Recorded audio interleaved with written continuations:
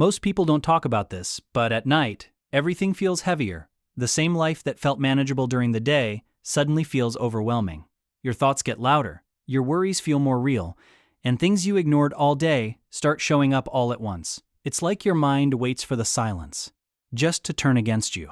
But here's the truth. Nothing is actually worse at night. So why does it feel like it is? Stay with me, because once you understand this, you'll never experience your nights the same way again. Think about your day.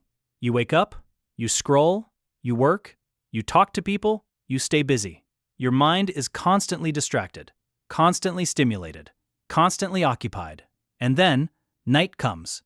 No notifications, just you and your thoughts. And that's when everything changes, because during the day, you're not actually calm, you're just distracted. At night, there's nowhere to hide. Point 1. Your brain is not attacking you, it's releasing pressure. Here's what most people get wrong. They think, why am I suddenly so anxious at night? But anxiety doesn't just appear, it builds. All day long, every emotion you suppress, every decision you delay, doesn't disappear. It stacks, quietly, in the background, like pressure building inside a sealed container. And at night, that container finally opens, not because something is wrong with you, but because your brain finally has space to process. But here's the problem. It doesn't release it gently. It releases it all at once, which is why your thoughts don't come as whispers, they come as noise. Point 2. Why everything feels bigger at night. Have you ever noticed how something small during the day can feel overwhelming at night? A message you didn't reply to, a mistake you made, something you said or didn't say. During the day, it barely registers. You move on quickly, you distract yourself, you shift your attention. But at night, that same moment comes back, and it doesn't come back quietly. It comes back louder, clearer, more intense, almost like your brain is saying, now we're going to deal with this. But why? Why does your mind choose the worst possible time to bring everything up? The answer is in your environment. During the day, your brain is constantly filtering information. It's processing people, conversations, movement, decisions. External noise, your attention is split in multiple directions. So even if something bothers you, it doesn't get your full focus. But at night, everything changes. The world slows down. Your environment becomes quieter, darker still. There's less coming in from the outside, which means your brain turns inward, and when it turns inward, your thoughts become the loudest thing in the room. There's nothing to compete with them anymore. No distractions, no interruptions, no escape. So even the smallest thought gets amplified. It's like being alone in a silent room. Even a whisper feels loud. Even a small light feels bright. And in the same way, even a small worry feels massive. And your brain doesn't just observe it. It zooms in on it. It replays it. It analyzes it. It stretches it until something small feels like something urgent, something you need to solve right now. But here's the truth most people miss. The problem didn't grow. Your attention did. Point 3. The overthinking loop that pulls you in. This is where things start to spiral. It usually begins with one simple thought. Something small, almost harmless. Did I handle that situation properly? And then your brain does what it always does. It tries to help. So it asks another question. What if I didn't? Then another. What if they think something different? Then another. What if this affects something bigger? And before you even realize it, you're no longer thinking, you're looping. Because your brain is no longer observing the thought. It's chasing it, trying to find an answer, trying to find certainty, trying to close the loop. But here's the problem.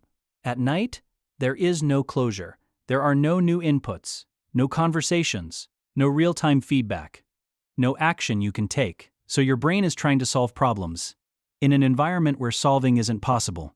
And because it can't find answers, it keeps searching. One thought becomes 5, 5 become 10, 10 become a chain, and now you're stuck in it. Not because you want to be, but because your brain doesn't know how to stop. It believes, if I just think about this a little more, I'll figure it out. But instead, it pulls you deeper and deeper, until you feel mentally exhausted, but somehow still wide awake. Point 4. Why night thoughts feel so real and so personal. This is the part that hits the hardest.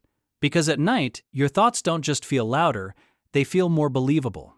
They feel like truth. They don't come as suggestions. You're behind. You're not doing enough. You're wasting time. And because there's no one there to challenge them, They go unopposed. During the day, you have balance, you have distractions, you have other voices, other perspectives. But at night, it's just you and your mind. And your mind, when it's tired, doesn't think objectively, it thinks emotionally. It leans toward doubt, fear, uncertainty, because your brain is in a low-energy state, and in that state, it defaults to protection, it scans for problems, it questions everything. Not because it wants to harm you, but because it's trying to prepare you. But here's where it goes wrong. It forgets context, it forgets proportion, it forgets reality. And instead, it gives you a distorted version of your life, one that feels real but isn't accurate. And because you're tired, because you're alone with it, because there's nothing to interrupt it, you start believing it. That's why night anxiety feels so personal. It feels like truth. But in reality, it's just your brain thinking without balance. Point 5. How you break the cycle without fighting your mind. So what do you do? Because telling yourself to just relax doesn't work.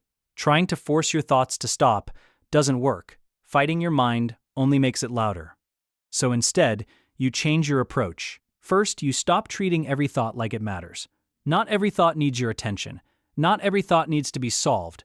Not every thought is even relevant. So instead of reacting, you observe. You notice. That's the truth. That small shift creates space. Second, you give your brain a place to release.